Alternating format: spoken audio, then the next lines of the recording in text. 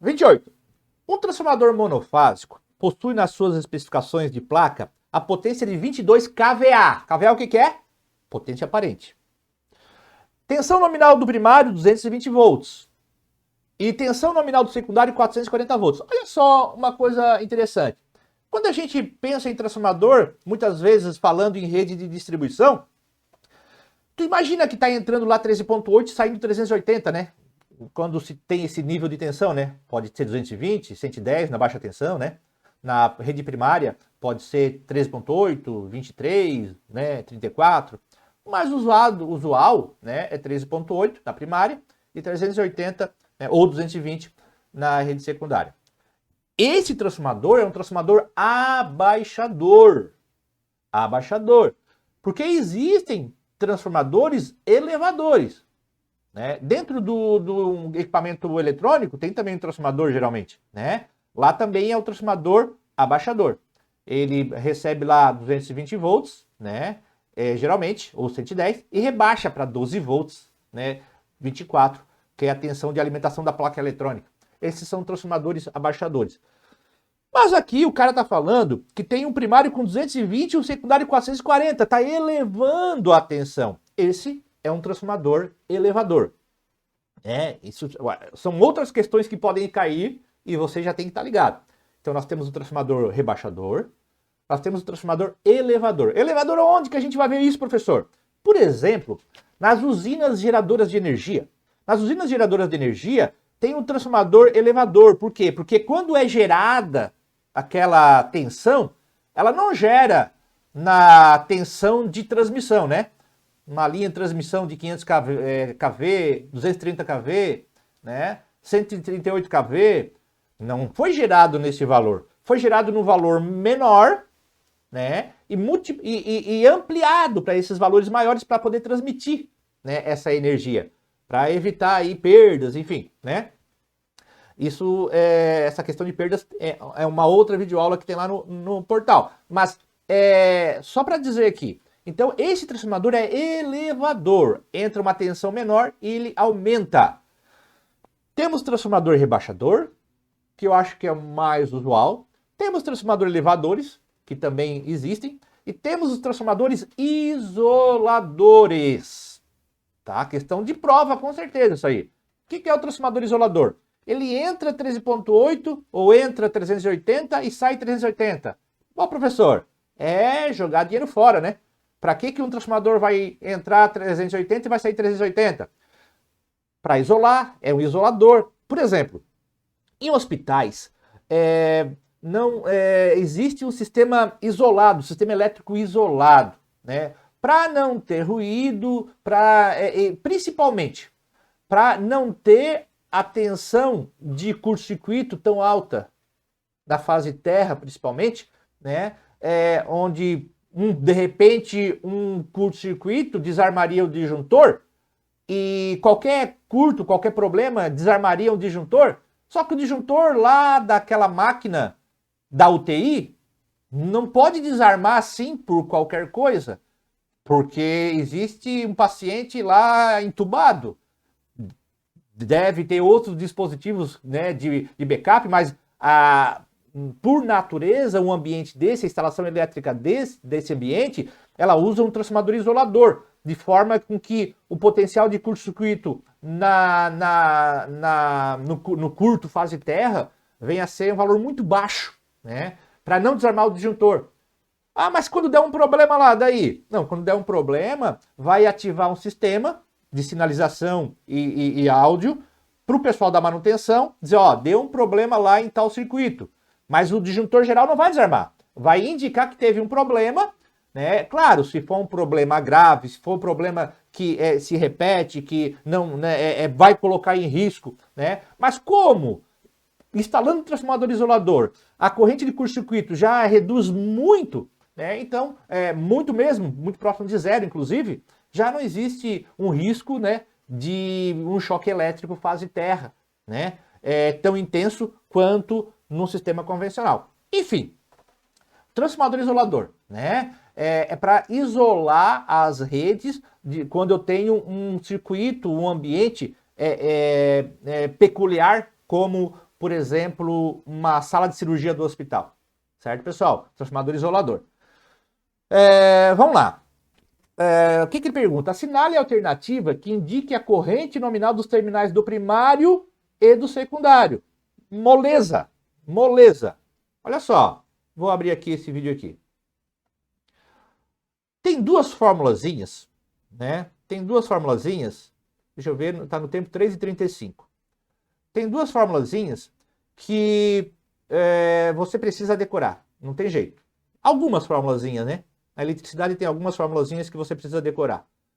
3:35, 3:35, 3:35. Aqui, ó. Bata uma... Olha só.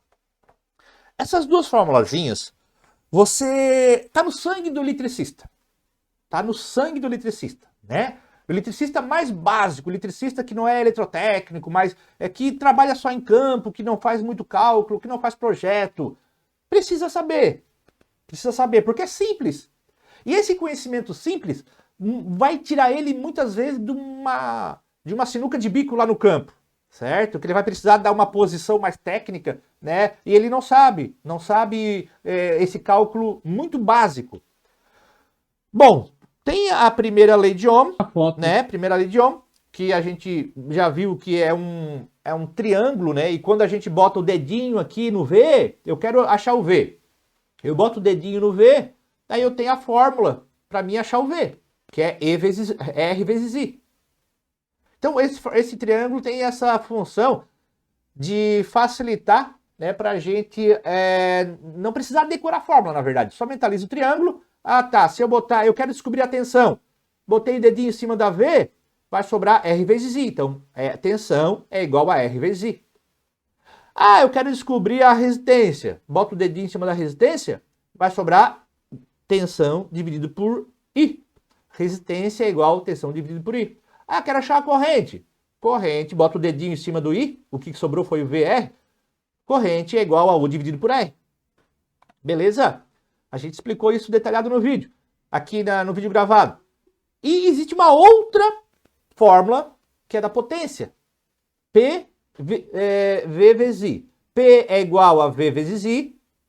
V é igual a P dividido por I. I é igual a P dividido por V. Certo? Para mim fazer o triângulo, tu decora o seguinte, ó. Um professor meu, ele falou lá quando eu fiz o curso de eletrônica em 1986. 1987. 2 aninhos só, né, professor? Hã? Faz só uns 2 aninhos, né? Alguns. Ele falou assim, ó. Quem vê, ri. Quem vê, ri. E eu nunca esqueci mais, né? Para formar esse triângulo. Quem vê, ri. Depois eu inventei uma... Né, Maurício? Depois eu inventei uma outra historinha do Pato Donald. Você que talvez já nos conhece há mais tempo, conhece a historinha do Pato Donald. E na historinha eu botei assim, ó. Pulei e vi. Quem vê, ri. Pulei e vi. Beleza, pessoal? Vamos lá. Não te esquece mais agora. Tanto a fórmula da primeira lei de Ohm. Na verdade, não é uma fórmula, né? Aqui tu vai tirar 3 fórmulas, né? Aqui também tu vai tirar 3 fórmulas. Então, tu decorou 6 fórmulas. Fácil. Quem vê, ri. Pulei e vi. Matou a pau. Vamos lá, vamos voltar. Vamos voltar aqui. Então, para mim descobrir a potência do primário, tensão vezes corrente. Para mim descobrir a potência do secundário, tensão vezes corrente. É o mesmo cálculo, certo? Vamos lá. Eu tenho a potência de 220, certo? Eu tenho a potência de 2200, 22 kVA, desculpa. Potência 22 kVA. Eu tenho a tensão, a corrente, é só aplicar na formulazinha. E do secundário, só muda o valor da tensão, porque aqui diz que no primário é tensão 220, então aqui a corrente do primário é 220. E aqui fala que a tensão do secundário é 440, então a tensão do secundário é 440. É só calcular a corrente. Certo? Está calculado aqui a corrente. Então nós temos aqui, ó, o valor da corrente. Beleza? Isso aqui, pessoal, é monofásico. Tá vendo aqui, ó? Monofásico. Transformador monofásico. É essa forma aqui. Ah, professor, transformador monofásico, inclusive, na rede de distribuição, também temos transformador monofásico, né? Os monobush, para alimentar os moradores lá na área rural, né? Então, professor, se fosse trifásico. Não, se fosse trifásico, ia envolver aqui uma raiz de 3, certo? Envolver uma raiz de 3. A gente vai ver quando tiver aqui um exemplo que fale sobre cálculo de tensão trifásico. Então, como é só um transformador monofásico, é só pegar, multiplicar a tensão pela corrente e eu tenho a tensão. Eu tenho a potência, né? Se eu multiplico a tensão pela corrente. E se eu quero saber a corrente, aí eu boto aqui na fórmula. Então, observam que a potência no primário é igual à potência no secundário, não muda. A potência permanece igual. Não existe potência do primário e do secundário. O que muda é o número de espiras. Mudando o número de espiras, vai alterar o valor da corrente, né, e da tensão. Certo? Isso você vai ver lá no módulo que tem sobre transformadores. Mas para resolver aqui essa questão, é só aplicar a formulazinha PULEIV. Fechou?